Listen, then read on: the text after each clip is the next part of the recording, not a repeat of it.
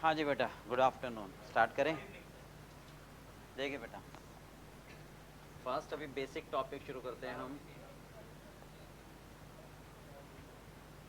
Capital and revenue expenditure.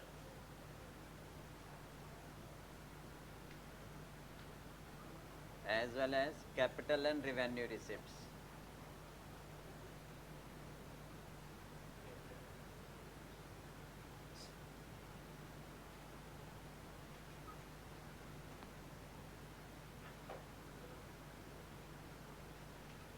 देखो, ये basic question आपका आता है, ठीक है। जो फर्स्ट क्वेश्चन आता है 20 मार्क्स का, उसमें भी आ जाता है और अलग से ट्रू एंड फॉल्स में भी आ जाएगा। तो 10 नंबर का इस टॉपिक में से आपकी कवरेज होगी, ठीक है। तो सबसे आईसीआई में सबसे पहली कंडीशन ये होती है कि आप किसी के लिए भी ये नहीं कह सकते इस टॉपिक में से आएगा ही आएगा, ठीक है। आईसीआई कहता है कि मैंने आपको सिलेबस दे दिया, अब मेरी इच्छा है, आपकी इच्छा नहीं है कि मैं कहीं से भी पेपर बनाऊं, समझ गए। तो आप सबसे पहले ये दिमाग में रख के चलोगे कि जो सिलेबस है आपके, उसमें से सारा करना है आपको। Do your best, forget the rest, समझ गए। तो कभी भी प्लान करके मत चलना, इसमें से आएगा उसमें से नहीं आएगा। क्यों भाई, मेरे से पूछ के थोड़ा ना पेपर बना रहा है, पेपर तो अपने आप बना रहे हैं, और फिर मैं ये मेरा क्वेश्चन ही बेकार होगा, ठीक है ना। देखो, सबसे पहला क्वेश्चन हम करते हैं। एक वर्ड आता है मेरे पास, एक्सपेंडिचर, ठीक है, एंड एक्सपेंस। क्या दोनों में कोई फर्क है? ठीक है, these are not interchangeable words. हम क्या कहते हैं, जब हम कोई भी खर्चा करते हैं, जब हम कोई भी ऐसा खर्चा करते हैं जो डे टू डे लाइफ के लिए होता है, रेकरिंग नेचर का होता है, जिसका फायदा हम केवल करंट पीरियड में उठा सकें, तो उसे बोलते हैं हम एक्सपेंसेस, हिंदी में खर्चा। और कोई ऐसा खर्चा जिसका बेनिफिट हम लंबे समय तक उठा सके, not only for the year but for more then year, ठीक है, and ever benefit long term sustain करे, तो उसे बोलते हैं हम एक्सपेंडिचर, यानी हिंदी में व्यय। समझ में आ गई। तो इसको हम नाम दे देते हैं कैपिटल एक्सपेंडिचर, इसको हम नाम दे देते हैं कैपिटल एक्सपेंडिचर, और इसको हम नाम दे देते हैं रेवेन्यू एक्सपेंडिचर।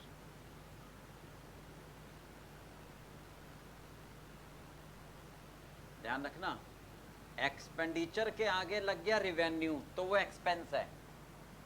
एक्सपेंडिचर वर्ड के आगे लग गया revenue, then it's called expense. और खाली एक्सपेंडिचर बोलूं या कैपिटल बोलूं तो वो कैपिटल एक्सपेंडिचर है। एक्सपेंडिचर के आगे कुछ भी लिखने की जरूरत नहीं होती, इंप्लाइड है, वो कैपिटल है। बट एक्सपेंडिचर के आगे अगर लिख दिया मैंने रेवेन्यू, ठीक है, तो वो एक्सपेंस बन जाता है। क्लियर है बात? अब दोनों में फर्क समझ लो जरा ध्यान से। फर्म में कोई भी हम खर्चा करते हैं जिसका लाभ हमें 1 साल से ज्यादा मिले, जिसका लाभ हमें 1 साल से ज्यादा मिले, लॉन्ग टर्म का बेनिफिट हो, यानी वो मेरी एसेट्स क्रिएट कर रहा हो या मेरी एसेट्स की एफिशिएंसी को बढ़ा रहा हो, समझ गए, तो वो कहलाता है हमारा कैपिटल एक्सपेंडिचर, ठीक है। और अगर कोई ऐसा खर्चा है जिसका बेनिफिट लाभ मैं सिर्फ करंट ईयर में उठा सकूं, रेकरिंग नेचर का हो, बार बार होना है, ठीक है, वन टाइम होना है, तो कैपिटल। रेकरिंग नेचर का है, बेनिफिट केवल जिस साल मैं कर रहा हूं खर्चा उसी साल उठा सकूं, ठीक है, तो वो क्या कहलाएगा मेरा revenue expenditure. Benefit short term होगा, ये प्रॉफिट लॉस के डेबिट में दिखाएंगे, और ये बैलेंस शीट की asset side, it becomes an assets, to create an assets, to form an assets, to increase the efficiency of an assets. 3 चीजें बताई, ठीक है। क्रिएट एन एसेट्स,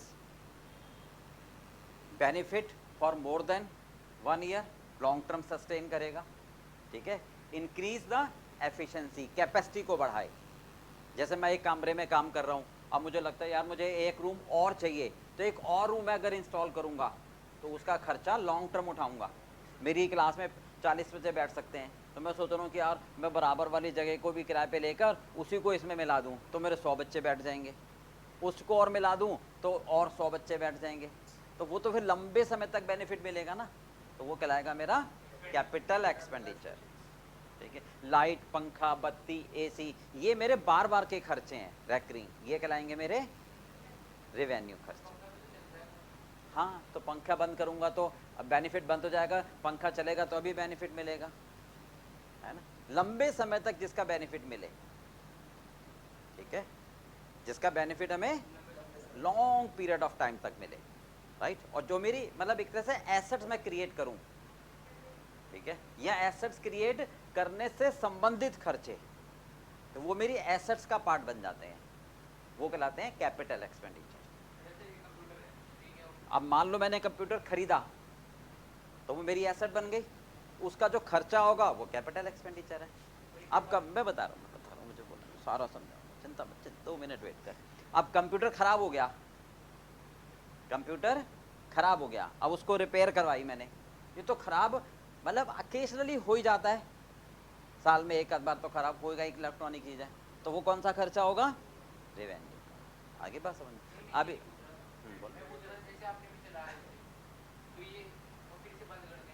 चलाना बंद करना रेगुलर एक्टिविटी हो गया ना, रेवेन्यू। जो एक्टिविटी बार बार हो, ठीक है, स्कूटर है, तेल डलवा रहे हो, बार बार डलवा रहे हो, रेवेन्यू का खर्चा है।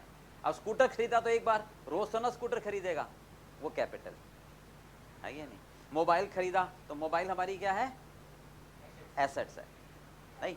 अब जैसे मान लो मैं एक एग्जांपल देता हूँ, एक बच्चा अपने, अभी 1 मिनट को बस, एक बच्चा अपनी मदर से कहता है कि भाई मुझे 100 रुपये तो बर्गर खाना है, ठीक है, तो मम्मी उसको बर्गर खाने के लिए पैसे दे देती है, समझ गए, वो बार बार मांगेगा, अगले दिन वो चॉकलेट के लिए पैसे मांगता है, नहीं, अगले दिन कहता नहीं मुझे पिज्ज़ा खाना है उसके लिए पैसे दो, तो ये बार बार रिपीटेशन वाले हैं, तो ये कौन से खर्चे में आ जाएगा, रेवेन्यू। बट अगर वो एक दिन कहता है मम्मी मुझे ना 50,000 रुपये का सैमसंग का मोबाइल खरीदना है, तो क्या वो हर महीने मांगेगा, मम्मी कहेंगे भाई पिछले महीने तो दिया ही, कोई 50,000 रुपये ऐसा खर्चा तोड़ना है कि तो मोबाइल लेके और उसको फेंक देगा, नहीं, तो कौन सा खर्चा हो गया, मोबाइल परचेज, कैपिटल। ठीक है, डिफरेंस समझ में आ गया। चलिए पहले ये लाइन, हाँ बोलो कुछ कह रहे थे, हाँ अब आप इसकी लाइनें लिखो फटाफट जल्दी से, फिर एग्जाम्पल। देखिए, capital expenditure means the expenditure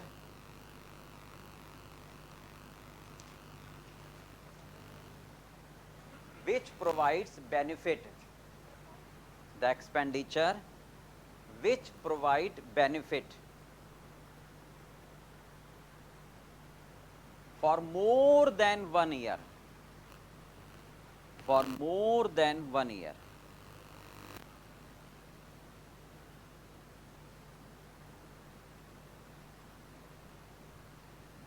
point number 2, and to acquire the assets, to acquire मतलब purchase, to acquire the assets or any expenses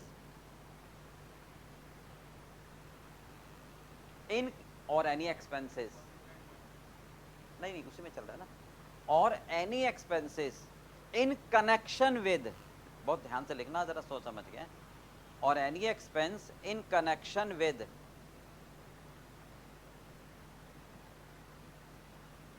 the acquire of assets,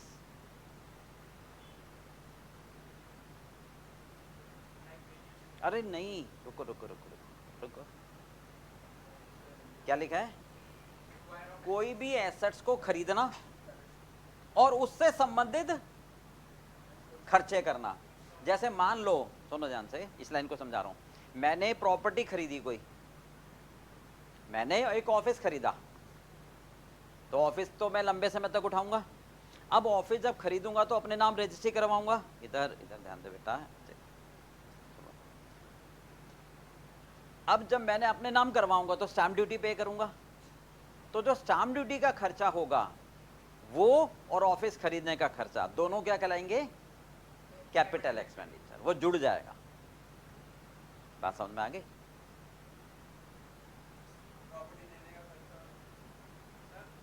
एक मिनट, तो एक काम कर, वहां बैठ पीछे।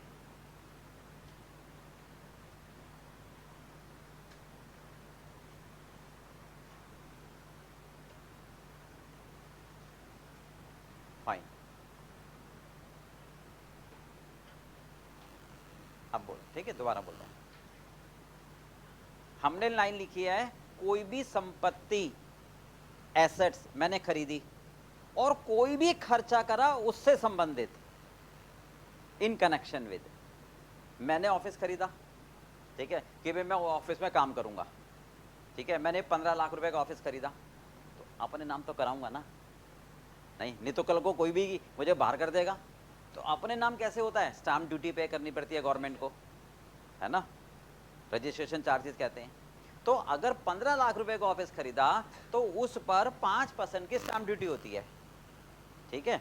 तो मान लो आपने कुछ खर्चा किया, 10,000, 20,000, 50,000, तो वो जो 10, 20, 50,000 रुपए स्टैम्प ड्यूटी के खर्च करे, वो खर्चा भी क्या कहलाता है? Capital expenditure. अब आगे समझ में बात? या अगर मैं इसको ऐसे कहूं कि मैंने ना कोई प्रॉपर्टी खरीदनी है, उसके लिए मैं बॉम्बे गया, वहां जाकर बॉम्बे में प्रॉपर्टी है, वहां जाके रजिस्टर करवाई, तो जो ट्रैवलिंग का खर्चा होगा वो भी कैपिटल एक्सपेंडिचर। तो आप लाइन देखो क्या लिखे, इन connection with. In connection with, connection का मतलब क्या हुआ? नहीं, जो लिखी है आपने उसमें देखो बेटा, जो लिखी है उसमें इन कनेक्शन विद, उससे संबंधित। बात समझ में आ गया? अब क्लियर है पार्ट? इन कनेक्शन विद का मतलब हुआ, जैसे मान लो आपने फर्नीचर खरीदा, ठीक है, यूज के लिए। अब जब आपने फर्नीचर खरीदा तो आपको लगा कि यार ये फर्नीचर मैं अपने ऑफिस में इंस्टॉल करूंगा, उसके लिए मैंने क्या करा? वेजेस पे करी। किसके लिए वेजेस पे करी? फर्नीचर को इंस्टॉल करने के लिए, ठीक है। अगर आपने 1 लाख रुपए का फर्नीचर खरीदा और 5,000 रुपए की वेजेस पे करी कि मैं फर्नीचर को, अलमारी खरीदी, अलमारी मैं उसमें फिट करूंगा, तो 5,000 रुपए का खर्चा किसका है? Capital expenditure. बात समझ में आ गया? अगर वेजेस मत समझना, अगर मैं कोई गुड्स बना रहा हूं, ठीक है, उसमें वेजेस पे करी तो वो रेवेन्यू एक्सपेंडिचर है। अगर कोई एसेट्स को इंस्टॉल करने में कोई वेजेस पे करी तो वो क्या है? कैपिटल। अब बात समझ में आ गई? आगे लिखो नेक्स्ट लाइन, एनी एक्सपेंडिचर, मैं भी लिखता जाता हूं, any expenditure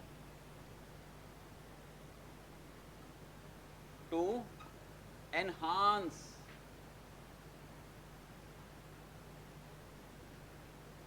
the capacity of existing assets. एक एक वर्ड पर प्लीज जरा फोकस करना, ठीक है? ठीक है, क्या मतलब है? मेरे पास कोई एग्जिस्टिंग एसेट्स है, मेरे पास कौन सी एसेट्स है? एग्जिस्टिंग, उसकी कैपेसिटी बढ़ रही है।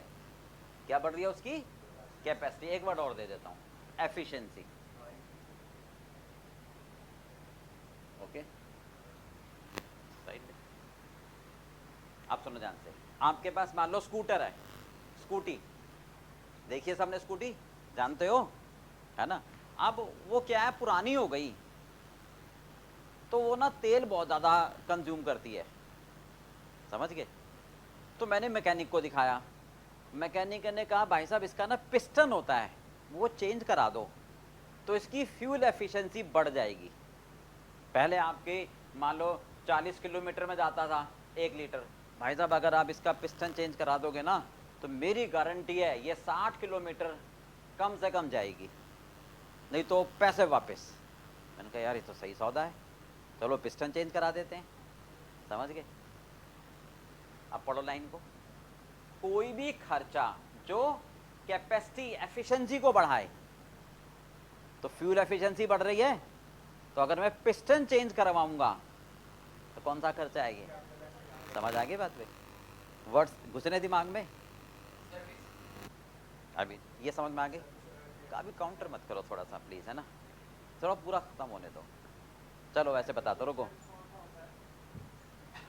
उलझ जाएंगी चीजें, ठीक है। डेप्रिसिएशन रेवेन्यू एक्सपेंडिचर है क्योंकि बार बार होता है, ठीक है, डेप्रिशिएट होती है एसेट्स। सर्विस बार बार होगी, सर्विस नहीं कराएगा तो गाड़ी क्या हो जाएगी? रास्ते में रुक जाएगी, फिर पीछे ओ भाई जरा इधर आइयो, धक्का लगाइयो, ठीक है, नहीं। तो सर्विस का खर्चा कौन सा हुआ? रेवेन्यू, क्योंकि वो बार बार हो रहा है, ठीक है। मैंने वर्ड से लिंक कराना चाहूंगा इसलिए मैंने रोक दिया। अभी मैं आगे लिखूंगा टू मेंटेन द एफिशिएंसी, तो डेप्रिसिएशन सर्विसेज किस में आएगा? टू मेंटेन में आएगा। आगे बात समझ में? यहां तक क्लियर है? आगे लिखो, it is to be presented in asset side of balance sheet. हाँ जी, हाँ जी, it is to be presented in asset side of balance sheet.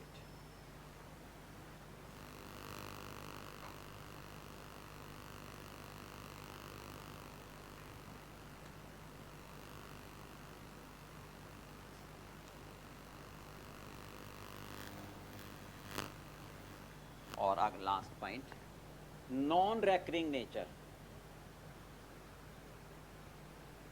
Non recurring nature, ये कौन सा खर्चा हुआ? बार बार नहीं होता, नॉन रेकरिंग नेचर। बंद करा दूं? ये तो ही बंद कर दी, यहाँ से मेरे ख्याल से वो बंद होगा ना, है? हाँ हाँ, नीचे कर दें बस।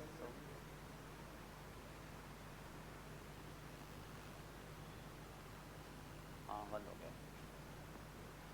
नॉन रेकरिंग का मतलब क्या हुआ? बार बार नहीं होता, एक टाइम होता है। और ऐसा भी नहीं कि केवल एक टाइम हो, मतलब बहुत समय बाद फिर दोबारा होगा, लॉन्ग पीरियड ऑफ टाइम के बाद, ठीक है। अच्छा, दूसरी बात, सर इसको कैपिटल एक्सपेंडिचर क्यों, मतलब कैपिटल वर्ड क्यों कह रहे हैं? जरा ध्यान से सुनना बात को, बहुत ध्यान से सुनना, गहरी बात है, listen. Why it's called a word capital, क्यों आया ये? ठीक है, हमने क्या लिखा है कि सर ये ना हमारी कैपेसिटी को बढ़ाता है, यानी हमारी इनकम को बढ़ाएगा। भाई एक मैन्युफैक्चरर के पास ये फैक्ट्री है, ओके, अब उसने एक फैक्ट्री बराबर वाली और ले ली, पहले 10,000 यूनिट बनाता था, यहाँ 5,000 और बनाएगा, तो ये खर्चा कैपिटल है। तो जब और ज्यादा यूनिट बनाएगा उस वजह से, है ना, तो उसका प्रोडक्शन बढ़ेगा, सेल बढ़ेगी, प्रॉफिट बढ़ेगा। प्रॉफिट कहां जाएगा? कैपिटल में। प्रॉफिट कहां जाएगा? हाँ सही कह रहा है, जेब में। जेब क्या है? कैपिटल। प्रॉफिट कहां जाएगा? कैपिटल में। तो कैपिटल बढ़ेगा, इसलिए उसको कैपिटल एक्सपेंडिचर कह देते हैं। आगे बात समझ में? ठीक है, तो कोई भी ऐसा खर्चा जो मेरी कैपेसिटी को बढ़ाए, मेरी अर्निंग कैपेसिटी को बढ़ाए, मेरी एफिशिएंसी को बढ़ाए, जो लंबे समय तक का खर्चा हो, जो बार बार ना होता हो, बैलेंस शीट के एसेट साइड में दिखाऊंगा, उसको बोलूंगा कैपिटल। समझ में आ गई? क्लियर है? रिपीट कर जल्दी, जोर से।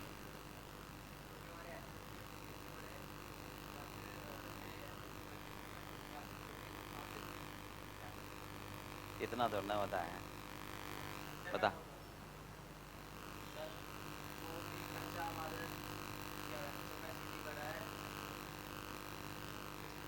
हाँ हाँ सही, तो आगे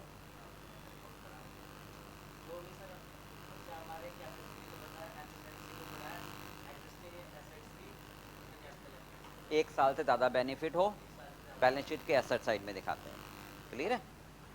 चलो, जैसे मैं और एग्जांपल देता हूं उसको, एक मिनट,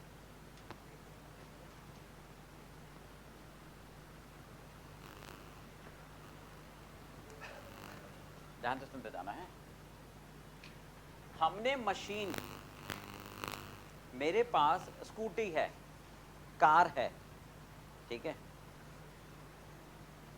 इसकी ओवरऑलिंग कराई मैंने। ओवरऑलिंग समझते हो? ओवरऑलिंग यानी शुरू से लेकर आखिर तक मैंने कहा भाई इसको, इसके सारे पार्ट्स इंजन विंजन निकाल के सब धो धा के दोबारा लगा, इसको ओवरऑलिंग कहलाते हैं। नहीं ये नहीं कहते नहीं, एक ऐड नहीं आता घर के सारे बदल डालूंगा, है ना, तो ओवरऑलिंग करा दी पूरी मशीन की। तो अब मैंने ओवरऑलिंग करा के मतलब इंजन पूरा दोबारा खुलवा के दोबारा बंधवाया, तो क्या बार बार होता है ये? इसका बेनिफिट तो ये कैपिटल हो गया, समझ आ गई? ठीक है, ओवरऑलिंग नहीं होता है, वो नॉर्मल रिपेयर होती है। अगर कोई मेजर रिपेयर करवाई, क्या कराई? मेजर रिपेयर, तो वो भी कैपिटल में आ गया। कोई मैंने बिल्डिंग खरीदी, ध्यान से सुनना, अगर मैंने केवल मेजर रिपेयर नहीं कराई, केवल रिपेयर कराई तो वो रेवेन्यू। ठीक है मैंने कोई बिल्डिंग खरीदी, फर्स्ट टाइम मैंने कहा यार क्या यार, कहाँ दीमक लग रही है, कहाँ पर गड्ढे वड्ढे हो रहे हैं, ठीक है, तो इसकी पूरी प्लास्टर पेरिस करा के पूरा अच्छे से वाइट वॉश करवाया, है नहीं बताऊं गलत बताओ, कोई दिक्कत नहीं है। रेनोवेशन कौन सा खर्चा है? कैपिटल। बार बार नहीं कराऊंगा ना, एक काम कर, तू उधर बैठ, तो इधर बैठ। हाँ, रेनोवेशन कौन सा खर्चा है? कैपिटल। क्यों बार बार थोड़ा ना कराओगे, ठीक है, इसके बैठ जाना, क्या ला मुझे दे दे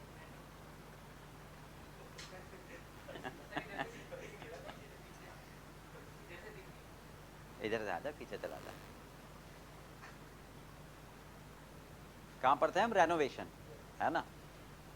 अब बिल्डिंग मेरे पास आ गई, मैंने काम करना शुरू कर दिया, मैंने काम करना शुरू कर दिया, यार 1 साल हो गया, चलो 2 साल हो गए, इसकी वाइट वॉश करा देते हैं, ठीक है, वो खर्चा रिवेन्यू है, वो रिवेन्यू है, क्योंकि वो बिल्डिंग मेरी हो गई, अब मैं उसको बस मेंटेन करने के लिए खर्च कर रहा हूं, ठीक है। तो 2 वर्ड आए, कोई भी ऐसा खर्चा जो एसेट्स को पुट टू यूज के लिए करते हो, जो एसेट्स को पुट टू यूज के लिए, वो कैपिटल।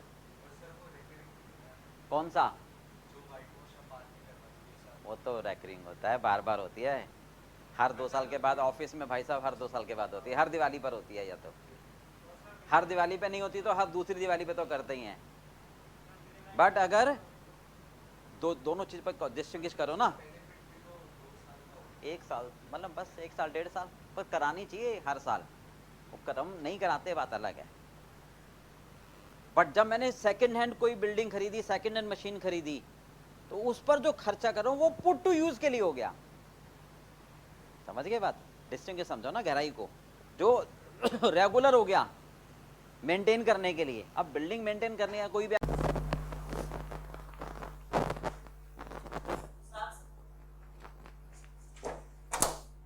चलिए बेटा, अभी हमने किया था कैपिटल और रिवेन्यू एक्सपेंडिचर का कॉन्सेप्ट, ठीक है। अब मैं आपको एग्जांपल दे रहा हूं, तो वो जरा ध्यान से समझते जाना, ठीक है बेटा।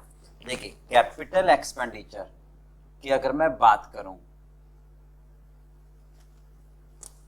ओके, ये मैं एग्जांपल दे रहा हूं आपको कैपिटल एक्सपेंडिचर के, और ये मैं एग्जांपल दे रहा हूं आपको रेवेन्यू एक्सपेंडिचर के, ठीक है। रेवेन्यू एक्सपेंडिचर को हम एक्सपेंस कहते हैं, राइट। देखो, सबसे पहले मैं बात करूं ओवरऑल एक्सपेंसेस, ओवरऑलिंग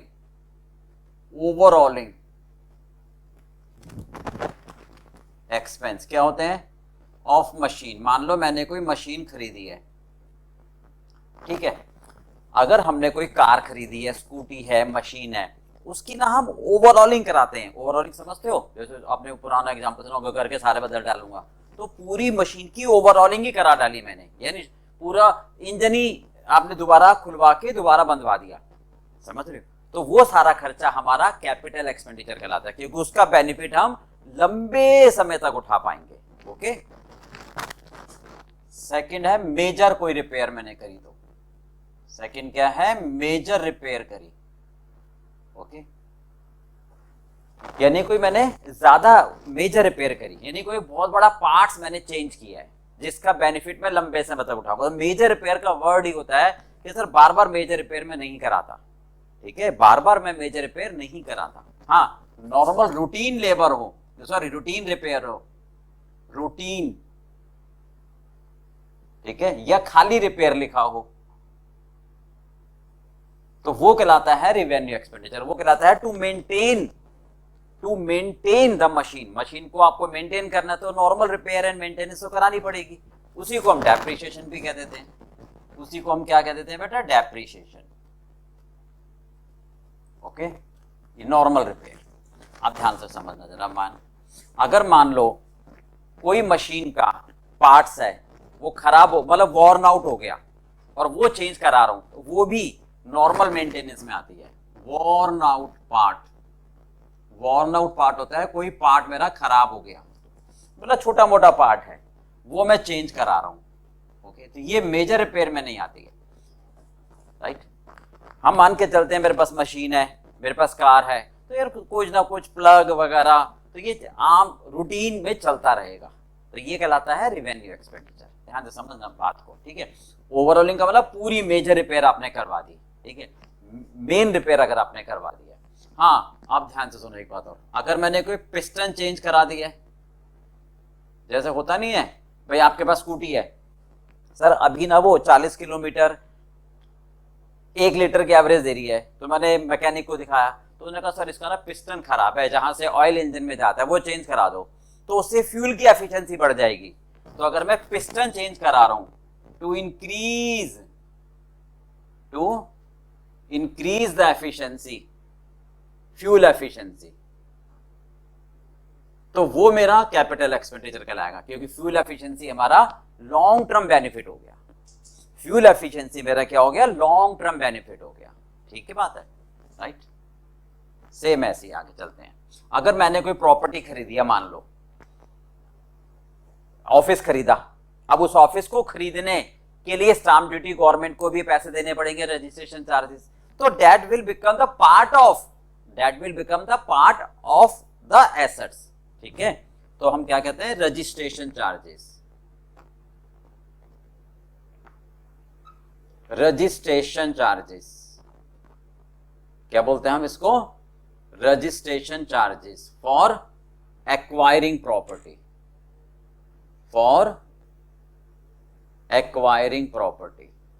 अगर हम कोई भी प्रॉपर्टी खरीदी है मुझे, और मैं मान लो बॉम्बे ट्रैवल कर रहा हूं, तो ट्रैवलिंग का खर्चा भी उस प्रॉपर्टी की कॉस्ट में ऐड हो जाएगा, तो वो कैपिटाइज हो जाता है।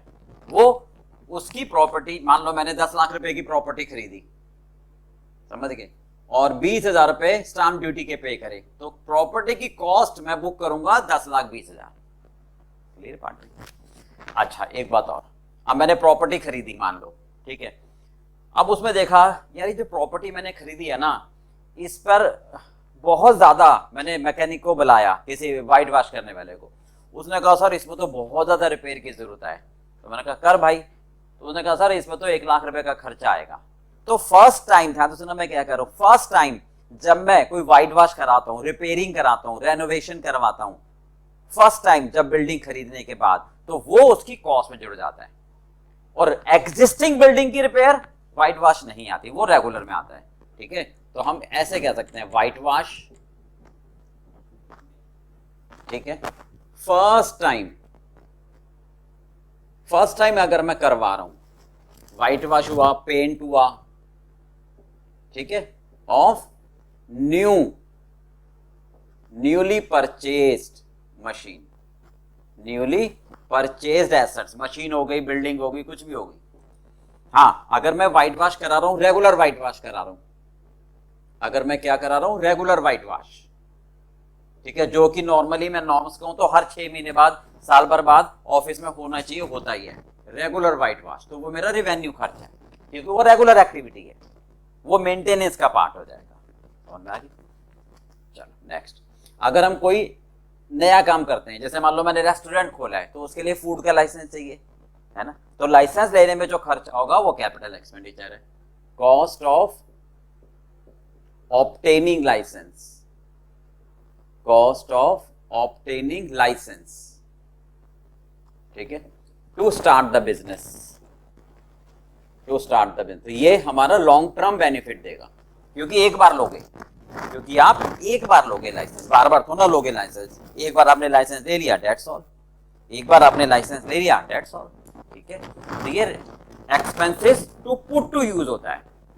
ओके, अच्छा, अब आप बिल्डिंग बना रहे हो, मान लो आपने बिल्डिंग बनाने की बात करी, तो आपने देखा होगा कि बिल्डिंग जब बनती है तो उसके बराबर में ना जो लेबर होते हैं वो टेम्परेरी शेड डाल लेते हैं, टेम्परेरी शेड डाल लेते हैं, और बिल्डिंग बनाने के बाद वो टेम्परेरी शेड हट जाते हैं।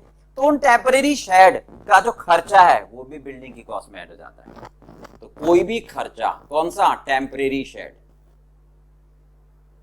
टेम्परेरी शेड की कॉस्ट, ठीक है। हाँ, ये बाद में हट जाती है, ध्यान रखना, टेम्परेरी है, और ये बिल्डिंग की कॉस्ट में ऐड हो जाती है, क्योंकि बिल्डिंग उन लेबर के बगैर बनेगी नहीं, और ये हो नहीं सकता कि वो लेबर अपने घर से इतनी दूर बिल्डिंग बनाने रोज आए। तो वो जहां बिल्डिंग बन रही होती है ना, वहीं पर झोपड़ी डालकर डेली अपना काम करते हैं। तो झोपड़ी में अपना डेली अपना चूल्हा वगैरह चलाते हैं, अपना खाना खाते हैं, सो जाते हैं, फिर सवेरे काम पे चले जाते हैं। और जब बिल्डिंग बन जाती है तो वो शेड हटा देते हैं। तो वो जो टेम्परेरी शेड वाला खर्चा होता है वो हमारा बिल्डिंग की कॉस्ट में ऐड हो जाता है। ओके, राइट भाई, क्लियर बात, चलिए। अच्छा, अगर मान लो कोई मुझे बिल्डिंग बनानी है और एग्जिस्टिंग बिल्डिंग को मैंने कोई डेमोलिश किया है, एग्जिस्टिंग बिल्डिंग मैंने क्या करा है, डेमोलिश की है, एग्जिस्टिंग बिल्डिंग मैंने डेमोलिश की है, ठीक है, to construct the new building, to construct the new building. तो ये खर्चा भी आपको लॉन्ग टर्म बेनिफिट देगा, लास्टिंग, बहुत लंबे समय तक आपको बेनिफिट देगा, ठीक है। अच्छा, अब मेन पार्ट पर आता हूं मैं, और nature of business, nature of business क्या मतलब है इस बात का, ध्यान से सुनना जरा। मान लो मिस्टर रामलाल है, कौन है, रामलाल, इसका बिजनेस है चेयर का, इसका बिजनेस किसका है, चेयर खरीदना बेचना, चेयर खरीदना बेचना, चेयर खरीदना बेचना। तो इसने जो चेयर खरीदी वो रेवेन्यू एक्सपेंडिचर डेली, ठीक है, इसका बिजनेस है, परचेज एंड सेल, ठीक है, ये इसका बिजनेस है। तो चेयर की परचेज कहां जाएगी, रेवेन्यू में। ओके, बट अगर मान लो इसके दो, एक श्यामलाल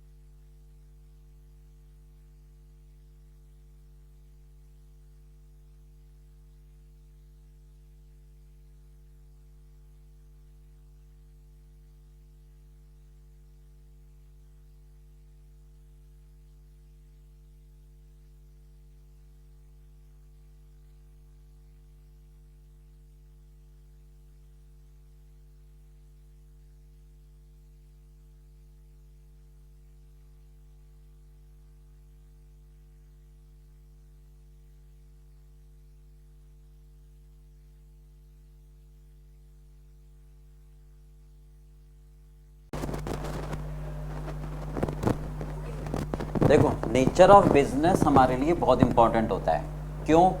जैसे मान लो मैं एग्जांपल दूं, रामलाल है, इसका बिजनेस है चेयर खरीदना बेचना। चेयर को खरीदता है, रखता है गोदाम में, बेचता है, ठीक है। अब इसने जो चेयर खरीदी और फिर बेची तो ये मेरा रेवेन्यू खर्चा है, बिल्कुल ठीक है। परंतु इसके दो एम्प्लॉयज हैं, सेल्समैन, मैनेजर कह लो, श्यामलाल, मोहनलाल। इनको मुझे ऑफिस में बिठाना है। अब खड़े होकर तो काम करेंगे नहीं, बैठेंगे। तो फैंसी चेयर खरीदी दो, तो जो फैंसी चेयर खरीदी वो चेयर बेचने के लिए नहीं खरीदी, कैप्टिव कंज्यूम के लिए खरीदी। उनकी कॉस्ट कैपिटल एक्सपेंडिचर में जाएगी। क्लियर हो गया पार्ट? अच्छा एक एग्जांपल और देता हूं। एक्स है, इसका बिजनेस है टू बाई और सेल कंप्यूटर। तो जो नॉर्मल कंप्यूटर की खरीद और बेच कर रहा है वो रेवेन्यू में जाएगा, बिल्कुल ठीक। परंतु मान लो एक कंप्यूटर खरीदा 40,000 रुपए का, ठीक है, वाई के लिए। वाई कौन है? अकाउंटेंट। तो वो कंप्यूटर जो 40,000 का खरीदा उसको मैं क्या कर रहा हूं? अकाउंटेंट को दिया कि ले भाई तू भी सारी अकाउंटिंग एंट्रीज में डाल, जो भी ट्रांजैक्शन होती है वो इसमें रिकॉर्ड कर ले, ठीक है, और उसका प्रिंट आउट निकाल पूरे फाइनलाइजेशन का। तो वो वाई कंप्यूटर को यूज कर रहा है टू फाइनलाइज द अकाउंट्स, ठीक है। तो वो कंप्यूटर की परचेज कैपिटल एक्सपेंडिचर होगी, भले ही उसका बिजनेस कैपिटल, भले ही उसका बिजनेस कंप्यूटर का हुआ। बोलो क्लियर हो क्या पार्ट की? एक तो ये बात, ठीक है। अगर हमने कभी मान लो, अब दूसरा एग्जांपल दे रहा हूं, वकील को पैसे दिए, ठीक है, कि भाई किसी ने हमारे पास केस कर दिया कि भाई ये क्या है कि इन्होंने जो बिल्डिंग बनाई हुई है ना ये गलत जगह बनाई हुई है, तो हमने वकील को पैसे दिए, भाई ये केस लड़ रहे। तो वो जो पैसे होंगे वो रिवेन्यू एक्सपेंडिचर में जाएंगे। क्यों? क्योंकि यार ये ना केस नॉर्मली रेगुलर नेचर का बिजनेस, रेगुलर नेचर की एक्टिविटी होती है, कोई ना कोई आए दिन केस होते ही रहते हैं। तो any amount paid to lawyer to fight the case against laws with us, वो हमारा हमेशा रेवेन्यू एक्सपेंडिचर होता है। Clear part? अच्छा एक चीज और, अगर मान लो कि मैंने बिजनेस शुरू करा है, इनॉग्रल का खर्चा, मैंने मतलब कोई नई रेस्टोरेंट खोला, एक इनॉग्रल किया, लोगों को बुलाया, हवन वन किया, मिठाई उठाई बांटी, तो वो उस खर्चे के अमाउंट को भी मैं रेवेन्यू में डालूंगा, ठीक है, कैपिटल में नहीं डालूंगा। ये नहीं कहूंगा कि उससे मेरा बिजनेस बढ़ेगा, वो तो जस्ट एक पार्ट ऑफ बिजनेस एक्टिविटी होती है। इसलिए इनॉग्रल एक्सपेंसेस कहां जाएंगे? Revenue expenditure. बोलो समझ में आ गया? तो मैं यहां लिख देता हूं इनॉग्रल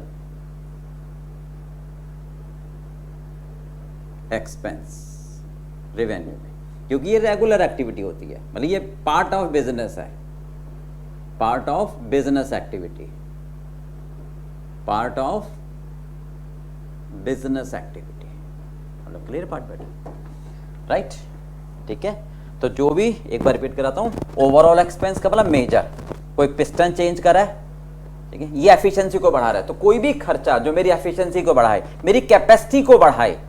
भाई मेरे पास बिल्डिंग है, मैंने एक रूम और बना दिया, है ना, तो जो एक रूम और बना दिया, ठीक है, उसका खर्चा कैपिटल। भाई मान लो मेरे पास ये रूम है, इसमें 100 बच्चे पढ़ते हैं, मैंने एक रूम और बना दिया, उसमें 100 बच्चे की कैपेसिटी और बढ़ गई, तो वो कैपिटल एक्सपेंडिचर, क्योंकि मेरी अर्निंग कैपेसिटी बढ़ रही है। अर्निंग कैपेसिटी बढ़ेगी तो मेरी इनकम बढ़ेगी, इनकम कहाँ जाएगा? प्रॉफिट, कैपिटल में, कैपिटल एक्सपेंडिचर ऐसे कहते हैं इसको, ठीक बात है। कोई भी प्रॉपर्टी खरीदी, रजिस्ट्रेशन चार्जेस, है ना, नई प्रॉपर्टी खरीदने पर वाइट वॉश एक बार होता है, रेगुलर वाइट वॉश होगा वो रेवेन्यू, ठीक है भाई। लाइसेंस लेने में खर्चा, या कोई टेम्परेरी शेड बना रहा हूँ, ये खर्चे हमारे कहलाएंगे कैपिटल एक्सपेंडिचर। क्लियर है बेटा? चलो यहां तक इसको नोट कर लो इतने।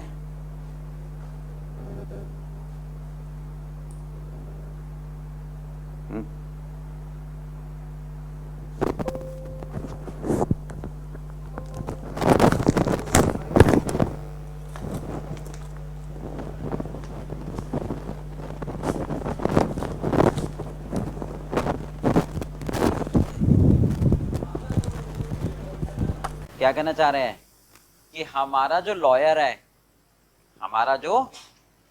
है, उसने कोई केस लड़ा कि भाई हमने एक गलत जगह पर अपना बिजनेस शुरू कर दिया, ठीक है, तो उसकी जो फीस पे करी, तो ये तो रोज के झगड़े हैं, कोई ना कोई क्लेम लॉन्च करता रहेगा कि ये गलत काम कर रहे हैं, ये गलत जगह बिजनेस कर रहे हैं, तो ये क्या डेली एक्टिविटी का पार्ट है, समझ में आ गई, ये रेवेन्यू एक्सपेंडिचर, ठीक है। Amount spend for replacement of worn out part of machine, false है, वॉर्न आउट समझ गए ना, अभी समझाया था, कोई जल जाए, कोई खराब हो जाए, तो यार जल जाना खराब हो जाना तो expenses incurred on the repair and whitewash for the first time on purchase of old building।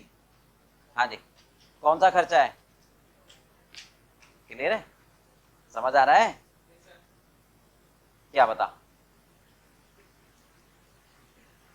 बता बता जल्दी, इनको समझाना। हाँ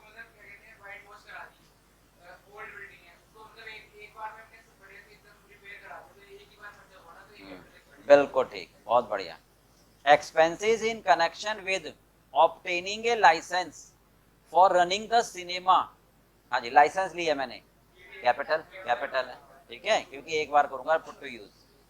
amount spend for the construction of temporary hut which were necessary for the construction of cinema house, समझ रहे हो क्या होता है, सुनो ध्यान से, ये इन कनेक्शन में आएगा, ये जैसे मेरा बिल्डिंग है सिनेमा, ठीक है, इसके बराबर में तुमने देखो जब बिल्डिंग बनती है तो जो वर्कर होते हैं ना वो झोपड़ी बनाकर काम करते हैं, समझ रहे हो, वो मतलब वही रहते हैं ना झोपड़ियों में, और फिर जब ये बिल्डिंग बन जाती है तो झोपड़ी खत्म हो जाती है, तो इन झोपड़ियों का जो खर्चा है वो बिल्डिंग की कॉस्ट में जुड़ता है ना, कैपिटल एक्सपेंडिचर। और ये झोपड़ी क्या परमानेंट है भाई साहब, डीडीए वाले मारेंगे पकड़ के, ये तो टेम्परेरी होता है, देखा है ना बिल्डिंग के आगे, जब कोई बिल्डिंग बन रही होती है तो उसके आगे झोपड़ियां बन जाती है छोटी छोटी वर्कर की अपने रहने की, तो उसमें खाना बनाते हैं चूल्हा जला के, है ना, तो झोपड़ी का जो खर्चा होता है वो बिल्डिंग में जुड़ता है ना, उसी के लिए तो खर्च कर रहे हैं हम,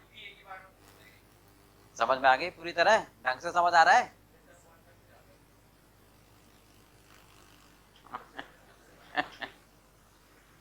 द नेचर ऑफ बिजनेस, अच्छा ये बहुत अच्छी लाइन है, ध्यान से देखो, the nature of business is not an important criteria in separating an expenditure between capital and revenue, गलत है, सुनो ध्यान से, ये जरा समझ लो एक बार प्लीज, है क्या कहना चाहता हूं मैं,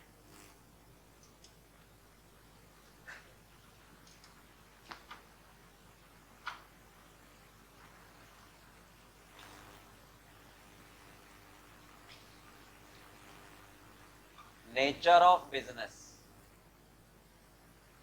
ठीक है, ये क्रिटेरिया है डिस्टिंग्विश करने का, भाई ये कैपिटल और ये रेवेन्यू, समझ रहे मेरी बात, ठीक है, कैसे, ध्यान से देखो, क्या मतलब है इस बात का, इसका ये मतलब है, मान लो मिस्टर रामलाल, कौन, मिस्टर रामलाल, इनका बिजनेस है किस चीज का, फर्नीचर खरीदना बेचना, फर्नीचर खरीदना और बेचना, चेयर खरीदते हैं बेचते हैं, चेयर खरीदते हैं बेचते हैं, चेयर खरीदते हैं और बेचते हैं, समझ में आ गई, इनकी दुकान है मार्केट में, ठीक है, तो इनका काम है चेयर को खरीदना बेचना, तो चेयर की खरीदी रेवेन्यू खर्चा, सेल रेवेन्यू रिसिप्ट है, क्यों, खरीदना बेचना वही काम है ना, समझ में आ गई। मिस्टर श्यामलाल, ठीक है, इनकी पंसारी की दुकान है, इसकी कॉन्फेक्शनरी है, पान की दुकान है, ठीक है, ये फर्नीचर खरीद रहे हैं, अब समझ में आ गए, ये अपने यूज के लिए खरीद रहे हैं, तो नेचर ऑफ बिजनेस क्राइटेरिया हो गया, फर्नीचर रामलाल ने खरीदा, फर्नीचर श्यामलाल ने खरीदा, पर रामलाल के लिए रेवेन्यू, श्यामलाल के लिए कैपिटल, फर्नीचर दोनों ने खरीदा पर इसके लिए कैपिटल नहीं रेवेन्यू, इसके लिए, अब बात समझ आ गई, पक्का। दूसरा सुनो ध्यान, रामलाल ने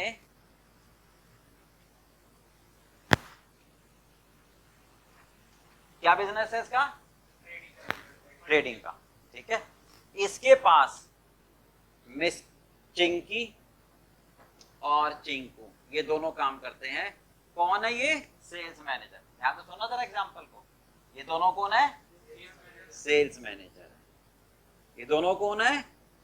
सेल्स मैनेजर। क्या खड़े होके बेचेंगे अपना सामान? बैठ के बेचेंगे। समझ गए? इन दोनों के लिए चेयर मंगाई, इन दोनों के लिए फैंसी चेयर मंगाई। किसने? जिसका बिजनेस यही है। तो जो चेयर इन दोनों के लिए मंगाई बैठने के लिए, वो समझ आ गई बात? पक्का? चल, मान लो मिस्टर एक्स, समझ आ गया पॉइंट? हाँ, ड्राइंग कौन बताएगा? बता बता। एग्जैक्टली, बहुत बढ़िया। ड्राइंग कब होती? घर के लिए ले जाते, ठीक है, घर में चुन्नू मुन्नू को ले जाते, ले भाई तू बैठ जा। समझ गए? चलो हम कहां थे? एक्स। देखो ध्यान से जरा, उससे बात नहीं करेगा, ठीक है? 1,00,000 क्वेश्चन है, मेरे मेरे मेरे को परेशान कर, इसको मत कर। इसलिए तो अलग अलग बैठाया था। पता क्या होता है बेटा, ये हमारा ना आईसीए का कोर्स है, नहीं फोकस। मैं चाहता हूं मेरे एक भी बच्चा रुक ना जाए, ठीक है? तो थोड़ा लगेगा तो सही कि सर हम मस्ती में पढ़ना चाहते हैं, नहीं, पर मस्ती का फर्क होगा। मस्ती पड़ोस के साथ नहीं करो, मेरे साथ करो। समझ गए? ठीक है? मस्ती किसके साथ करो? किताबों के साथ, ठीक है? बॉय हो तो गर्लफ्रेंड बनाओ, किसको? पढ़ाई को। गर्ल हो तो बॉयफ्रेंड बनाओ, किताबों को। समझ गए बात? तभी निकलेगा सीए।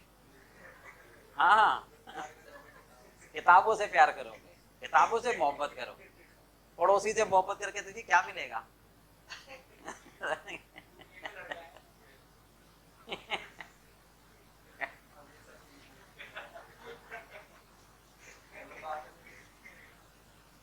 समझ गया मेरी बात? हाँ।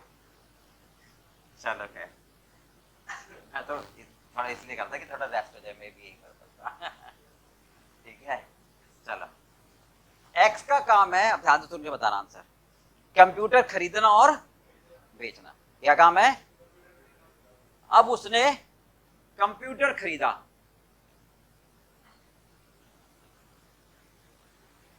वाई के लिए, और वाई कौन है? उसका अकाउंटेंट। वाई कौन है? अकाउंटेंट। समझ गए? तो ये कंप्यूटर की खरीद क्या होगी? पक्का? पॉइंट समझ में आ गया ना? अगर ये कंप्यूटर खरीदा होता बेचने के लिए तो रेवेन्यू में आता। रोज खरीदेगा, रोज बेचेगा, रोज खरीदेगा, रोज बेचेगा। Is that clear? बिल्कुल समझ आ रहा है? चलो फटाफट चलो आगे। तो ये लाइन क्लियर हो गई? The nature of expense is not an important, नहीं भैया इंपॉर्टेंट क्राइटेरिया है। तो ये फॉल्स हो गया ना? Expenditure incurred in major repair of the assets to increase productivity, false है। मेजर खर्चा प्रोडक्टिविटी को बढ़ाना कैपिटल में आता है। बोलो कॉन्सेप्ट समझ आ रहा है या नहीं? बिल्कुल। चलिए अब आ जाओ आगे।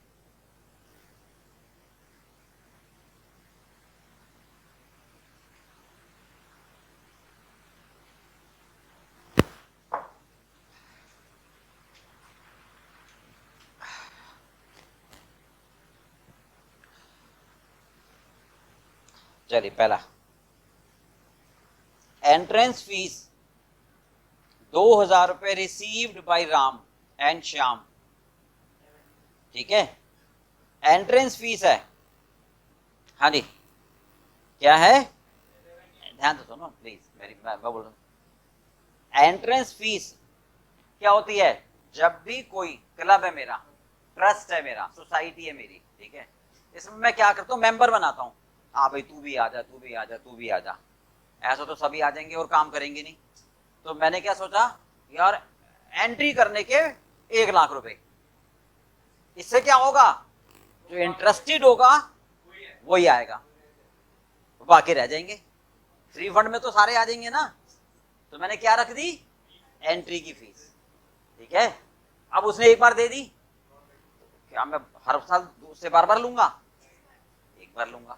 कौन सी रिसिप्ट हो गई? समझ में आ गई? वो फिर रिन्यू एज वो मेंबरशिप होती है। एंट्री फीस तो वंस इन ए लाइफ ली जाती है। समझ में आगे? आगे सब्सिडी, हाँ जी सेकंड पढ़ो क्या कह रहा है। सब्सिडी 40,000 रुपए receive from government for working capital. ठीक है, वर्किंग कैपिटल क्या होती है? Day to day working capital क्या होती है? तो अच्छा सब्सिडी समझते हो? नहीं, सब्सिडी वर्ड कभी नहीं क्या हुआ, बता।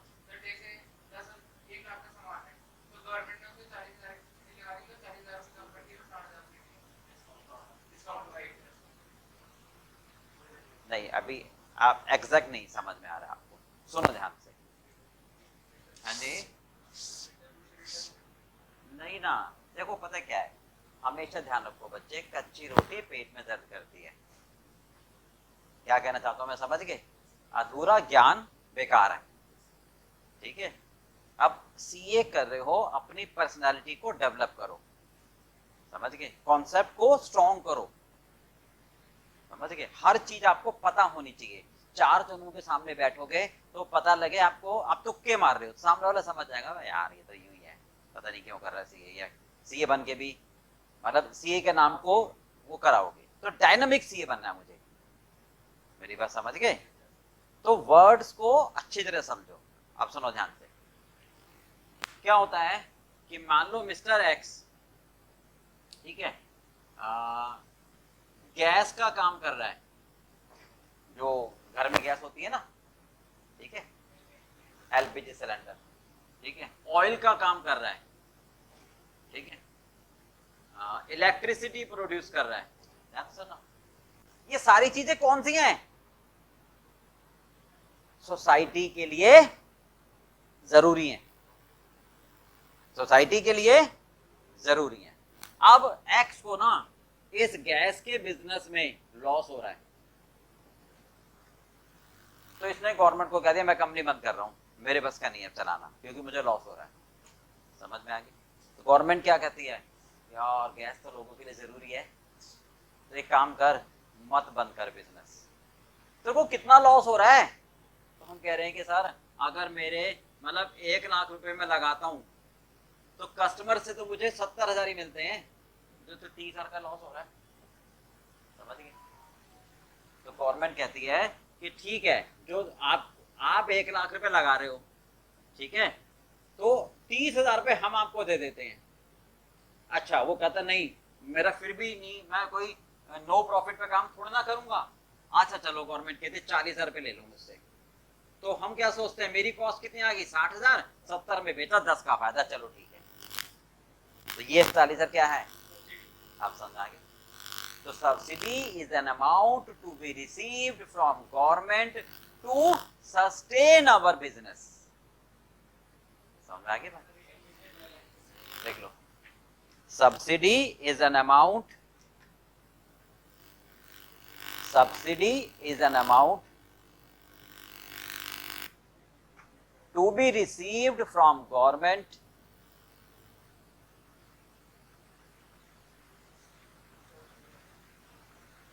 received from government to maintain oblique sustain our business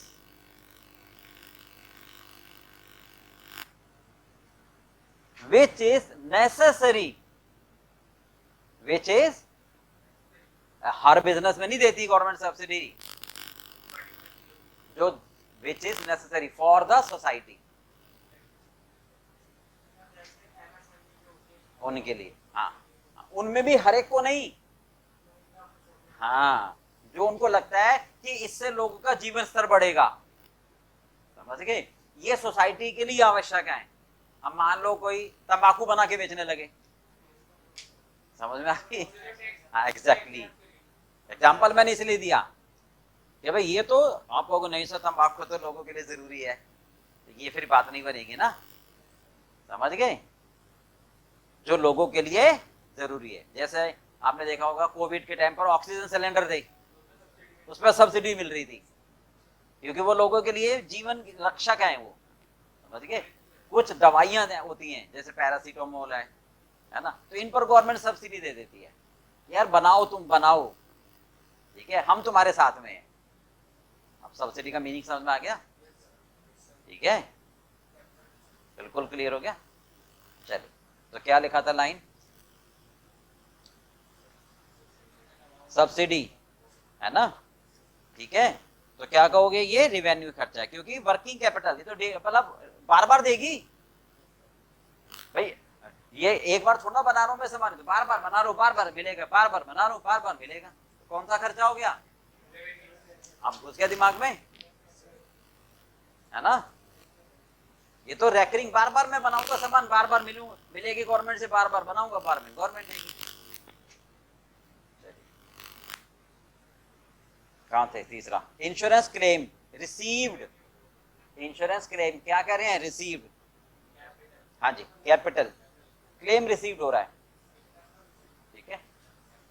चलिए, प्रीमियम, प्रीमियम लिखवाया था, प्रीमियम बार बार दूंगा ना, क्लेम एक बार मिले, नहीं प्रीमियम, प्रीमियम वहां प्रीमियम लिखा हुआ मैंने, ध्यान से देखो। इंटरेस्ट ऑन इन्वेस्टमेंट, हाँ बोलो, बार बार आग तो ना लगेगी यार, एक मिनट, एक जना, बार बार आग नहीं लगेगी ना, नहीं बार बार चोरी थोड़ा होगी, फिर वो इंश्योरेंस कंपनी पहले कहेंगे भाई क्या कर रहे हो, खुद ही चोरी करवा रहे हो क्या, खुद ही आग लगवा रहे हो क्या। इवेंट ऐसा तो ना होता है कि आपकी चोरी रोज ही चोरी होती रहे, ऐसा तो ना कि रोज ही आग लगती रहे, वंस इन अ वाइल होता है।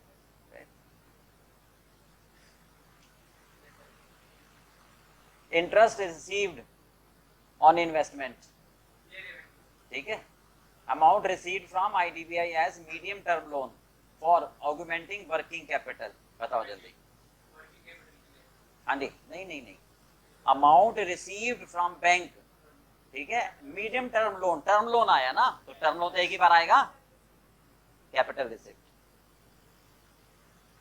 Revenue from sale of product ordinary reported as part of earning in the period in which, revenue मैंने मतलब प्रोडक्ट बेचने से रेवेन्यू आई, ठीक है, तो किस में अर्निंग दो गई, जब मैंने सेल करी, जब मैंने सेल करी। चलो, समझ में आ रहे हैं सारे ये, आगे फर्स्ट देखो, आगे state with reason whether the following are capital और रेवेन्यू एक्सपेंडिचर, कौन सा रह गया, अच्छा रिपेयर, पढ़ो जरा, इफ रिपेयर कॉस्ट इज 25,000 रुपए, white wash expense are 5,000, repair का खर्चा कितना है 25,000 और व्हाइट वॉश का 5,000, both these expenses relate to presently being used building, कौन सी बिल्डिंग पर खर्च कर रहा हूं, एग्जिस्टिंग, नई तो नहीं खरीदी ना, cost of extension of building 2.5 lakh, improvement electric wiring system 19,000, the amount to be expense to, ध्यान से पढ़ो, the amount to be expensed is, बताओ पूछ क्या रहा है पहले तो ये बताओ, नहीं नहीं,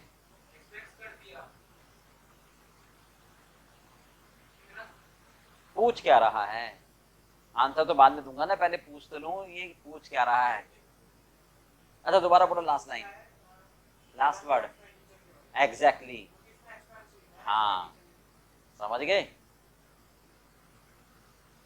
दोबारा पढ़ो last line, the amount to be, क्या लिखा है, एक्सपेंस किसे कहते हो, रेवेन्यू को, समझ गए, ये गहराई की बात है। अगर वो कहता ना the amount to be expenditure, यार तो कैपिटल एक्सपेंडिचर पूछ रहा है, नहीं ना, वो तो मैं बताऊंगा, मेरी बात समझ में आ गई, नहीं आई अभी, क्या बता,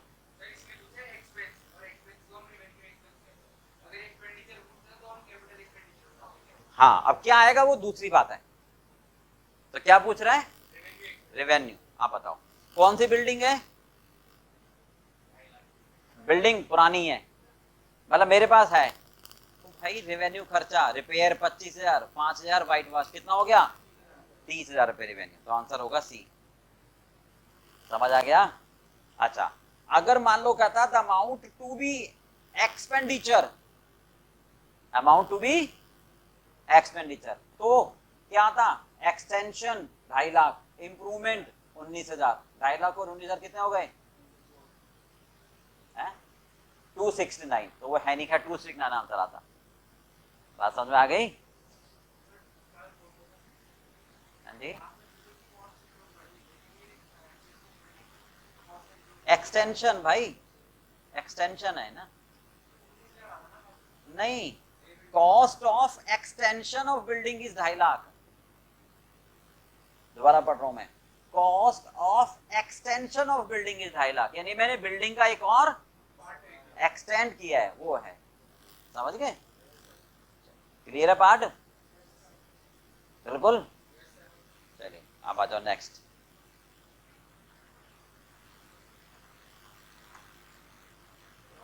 state with reason whether the following are capital और रेवेन्यू। पढ़ो फर्स्ट। अब एक एक करके बताते चलो। बता भाई तू क्या है, जल्दी बता।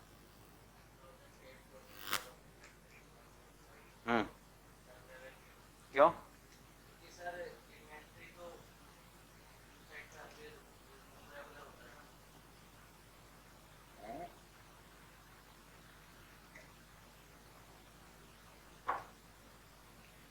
सही है।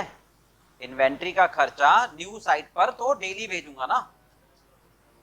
चलिए, rings and piston of engine were changed 5,000 to get fuel efficiency. ठीक है, क्यों?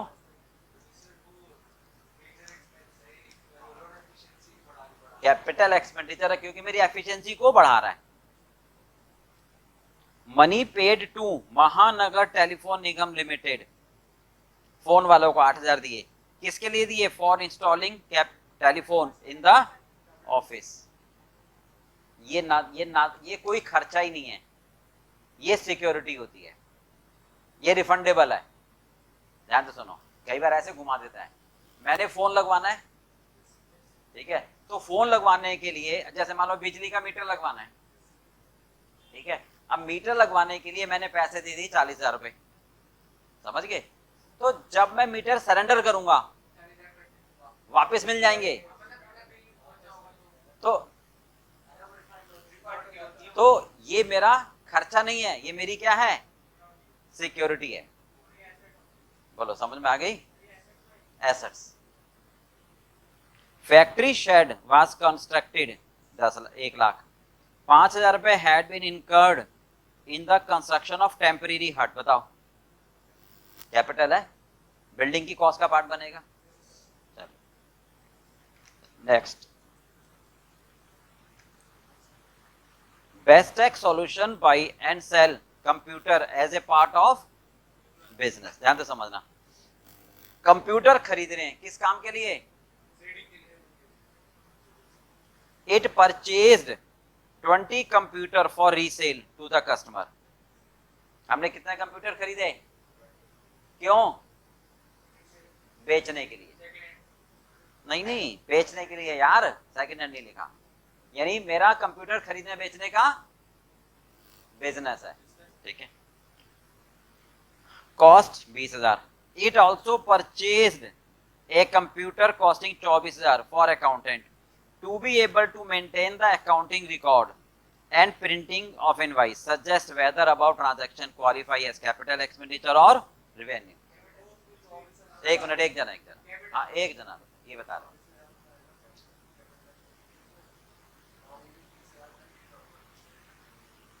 क्या चाहिए?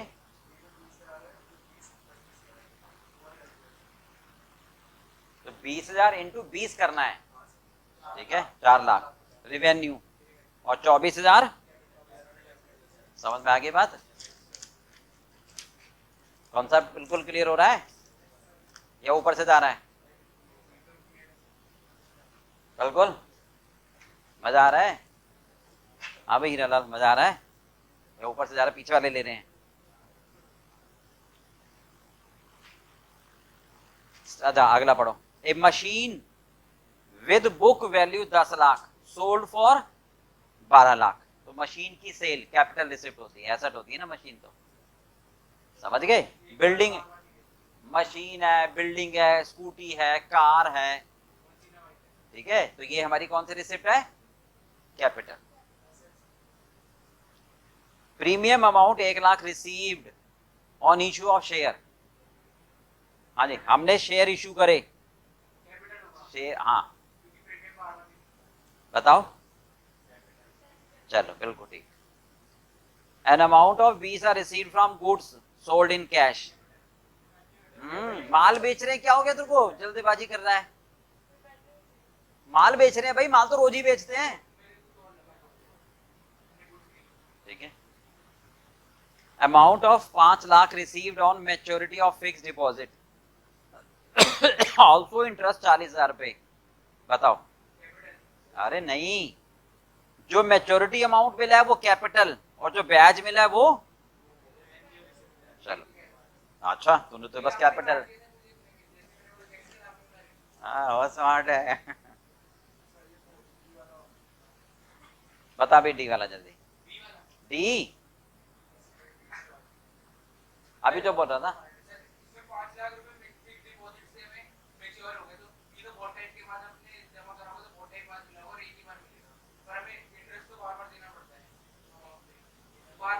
एक ही बात है, समझ जाओ।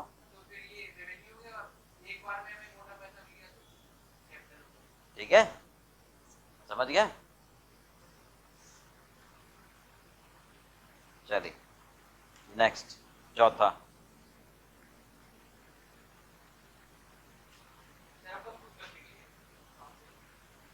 अब तो समझ आ रहे होंगे ना, अब तो ऐसे लग रहा होगा कि बिल्कुल, हाँ लो अब लग रहा है पहले से। चलो एक आध और करा देता हूँ, है हो जाएगा ना। चलो एक बार अब एक एक करके बताओ, चलो ये तो बता भाई फर्स्ट, बिकॉज सोल्यूशन नहीं देखना यार। सेकेंड हैंड फर्नीचर 9,000 रुपए का खरीदा, इसको रीपेंट कराया 1,000 रुपए। Furniture was installed by on workman, wages पे करी 200 रुपए की। बताओ, तुम्हारे पे नहीं है? फोर्थ ना, अगला ही तो होगा। हाँ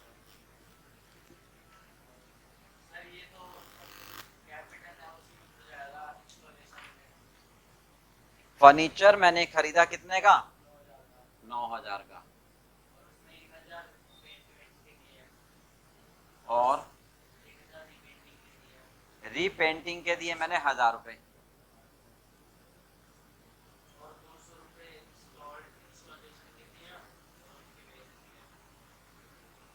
कितने रुपए? बताओ क्या करें।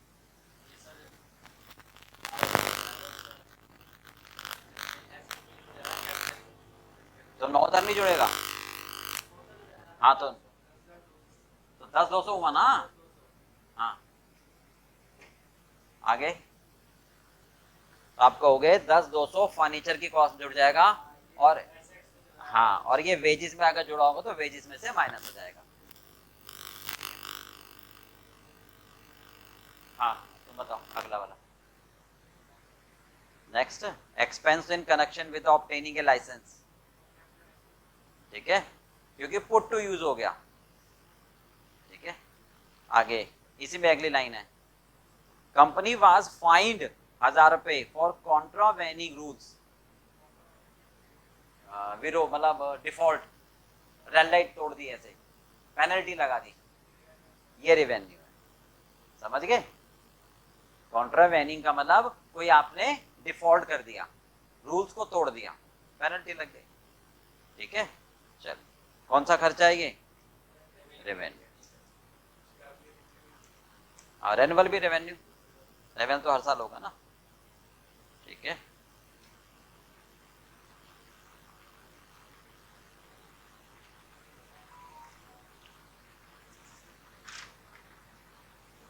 चलो एक काम करो, फटाफट से आ जाओ, 14 पर आओ जरा जल्दी।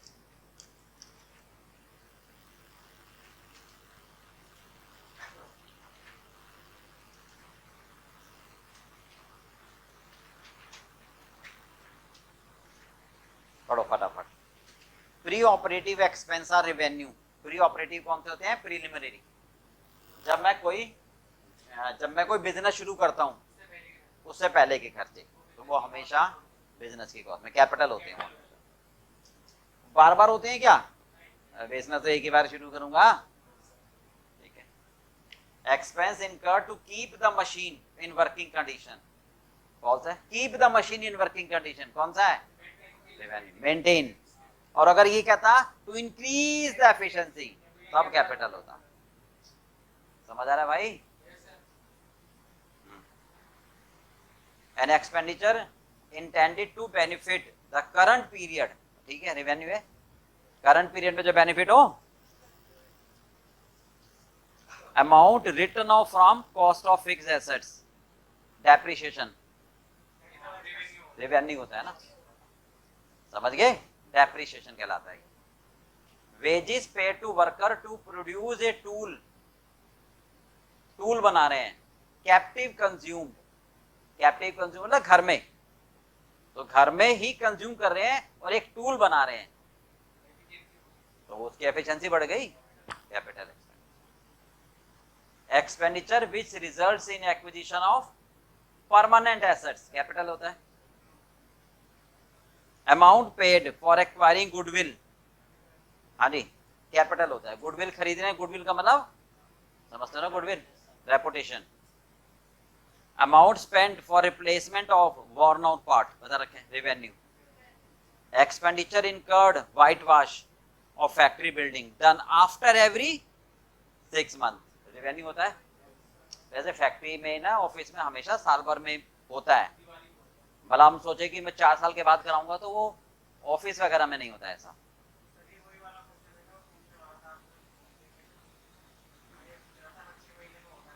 होता है, मतलब ये नॉर्म्स है बेसिकली। वो आप नहीं कराओ तो आपकी मर्जी है, पर ये नॉर्म्स है कि ऑफिस का, बिल्डिंग है, कस्टम है। नहीं नहीं नहीं नहीं, रेगुलर व्हाइट वॉश तो हमेशा रेवेन्यू होगा। जब मैं कोई पहली बार मशीन खरीदूंगा, पहली बार मैं कोई बिल्डिंग खरीदूंगा, उस पर जो व्हाइट वॉश होगा वो कैपिटल, क्योंकि उसमें व्हाइट वॉश ज्यादा होगा। जैसे मैंने ये जगह ली, तो इसमें मतलब यहाँ पर बहुत ही ज्यादा खराब था, तो इसमें मुझे व्हाइट वॉश का बहुत ज्यादा खर्चा करना पड़ा। मैंने उससे पूछा क्यों भाई, इतना तो नहीं लगता। वो कह रहे भाई साहब इसमें आप देखो कितने सारा खराब कर रखा है, आप अगर आप 6 महीने बाद कराओगे तो आपको इससे 20% में कर दूंगा, तो रेवेन्यू। समझ में आ गई बात? हो गया सारे? आगे टेम्परेरी शेड, ये भी हो गया, कैपिटल होता है ना। आगे पढ़ना 11वां, expenditure on renovation of theatre which has increase the seating capacity, capital है, ठीक है, right. Fees received for life membership, एक ही बार होगा। Messrs XYZ runs a cafe. They renovated some of the old cabin. Because of this renovation, some space was made free and number of cabin was increased. Capital है, कर लोगे अब तो? समझ में आ गया टॉपिक? पक्का? चल अब ये पूरा करके लाना, नेक्स्ट क्लास में हम आगे शुरू करेंगे। हाँ वो अभी आगे आगे, अभी नहीं, अभी हम अगली क्लास में शुरू करेंगे रेक्टिफिकेशन ऑफ एरर, ठीक है? नहीं, वो समझ नहीं आएगा। ये टॉपिक BRS करोगे, फाइनल अकाउंट करोगे, सब में आएगा। इसके बगैर मैं आगे कर ही नहीं सकता कुछ भी। जब तक मुझे गलतियां ही नहीं ठीक करनी आएंगी, तो क्वेश्चन में जो गलती आ जाएगी वो कैसे ठीक करवाऊंगा?